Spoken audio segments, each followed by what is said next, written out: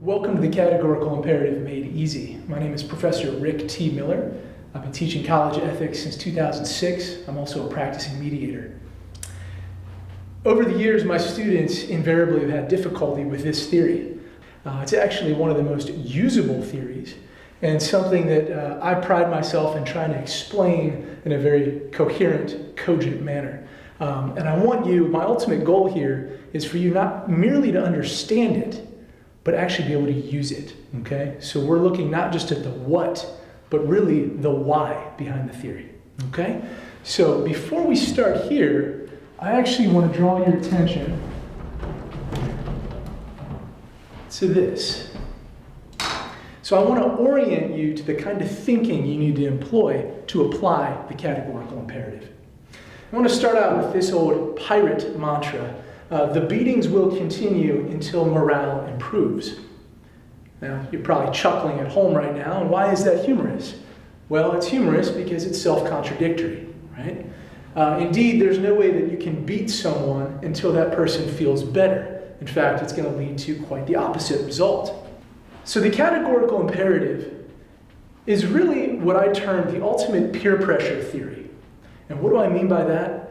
Because in order to apply it, and again, that's what we're looking for here. We're not merely describing the tenets. I want to make it usable for you and in a manner that is very accessible. So you want to think of it as almost a peer pressure theory. What's that mean? Well, you know, everyone's doing it, right? The pusher's always telling you, everybody's doing it. You should too. So you want to orient yourself to this notion of universalizable conduct.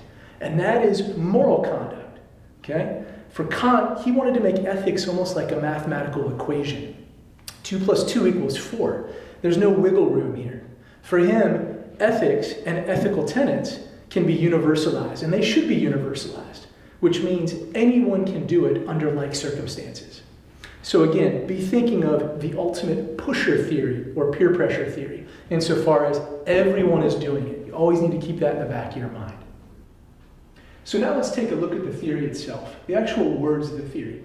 Now remember, keep in mind that pusher theory orientation, everyone's doing it. Oftentimes students get tripped up where they're not taking that extra step and thinking of, can everyone do my maxim and have the same outcome occur? Okay, so let me explain that a little bit. Now I don't want you to get lost in the weeds here. We're really going to break this down, and there's 2 key points to consider. One would be your maxim, all right? And maxim is simply your proposed conduct. And of course that can vary depending on what kind of action we're considering, right? And then going back to that peer pressure pusher theory, universal law. This is the other thing I want you to focus in on. And this is everyone's doing it, right?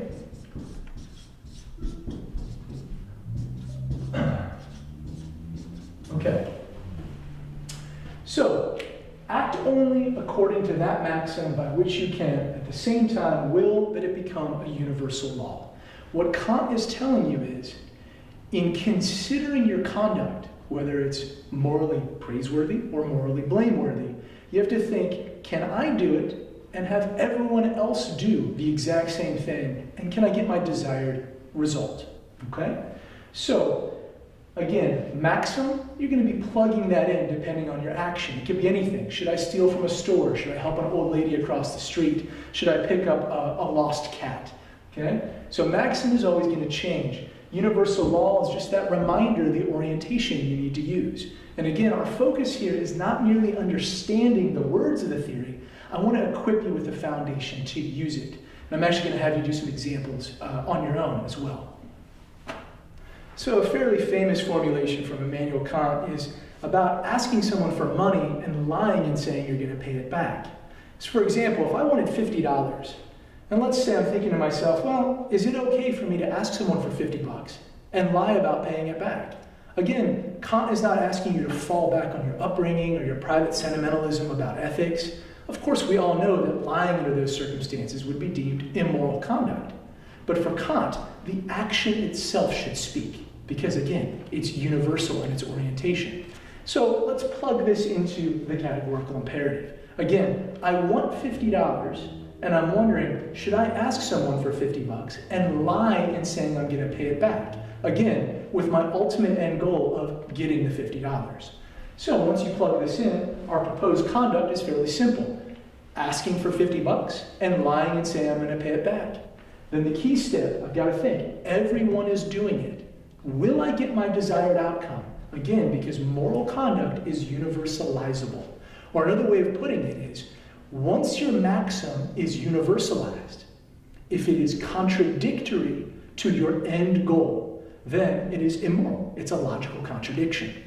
In this case, maybe you've already thought about it, if everyone is doing this same kind of conduct, everyone is lying about paying back $50 in order to get it, well then the very person I ask in the first instance is also in on the ruse, right? So he or she is going to look at me and say, no, come on, we know everyone asked for $50 and lies and saying they're going to pay it back. Now, I want you to consider a couple of other examples. And I'm going to have you do this on your own. So in a moment here, stop the video and think through these 3 examples. Again, our end goal in this session is to get you to feel comfortable enough to use the theory, because it really is brilliant. So the first one I want you to think about is, what about stealing to amass wealth? Again, stealing goods in order to amass wealth. Plug that into the categorical imperative. And what does it spit out? Is it a thumb up or is it a thumb down as far as moral or immoral? Second, I want you to think about a vehicle, all right? What about accelerating your vehicle to its maximum speed in order to get somewhere quicker? Also known as flooring it, right? So if you're in Chicago, think of the Dan Ryan Expressway. If you're in DC, think of the Beltway, right? The Palmetto Expressway down in Florida, maybe Highway 1 out of the West Coast if you're watching us there. So again, first one, stealing in order to amass wealth. Second one, accelerating your vehicle to its maximum speed in order to arrive at your destination quicker. And then the third example, and again, I want you to take this for a ride, so plug this into the categorical imperative. The third example is lying in general, right? Why do we lie? Lie in order to deceive. Are those consistent once universalized, or are they contradictory? And we'll come back in a second. So how'd you do? Those 3 examples, right? And remembering that orientation of universalizing conduct. And if your maxim, once universalized, creates a logical contradiction, you know it's immoral. Moral conduct and moral maxims are going to be consistent to your end goal, okay? So let's look at that first one again, which is stealing in order to amass wealth. So imagine, I'm wondering, can I steal and have everyone else do the exact same thing and get my desired outcome?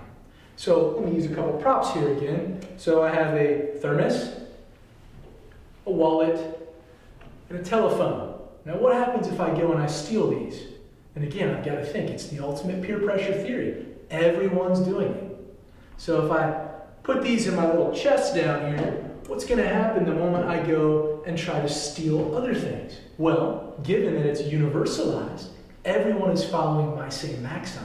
So what are they doing in turn? Well, I might grab something else, but I go back to my little chest and what's gone?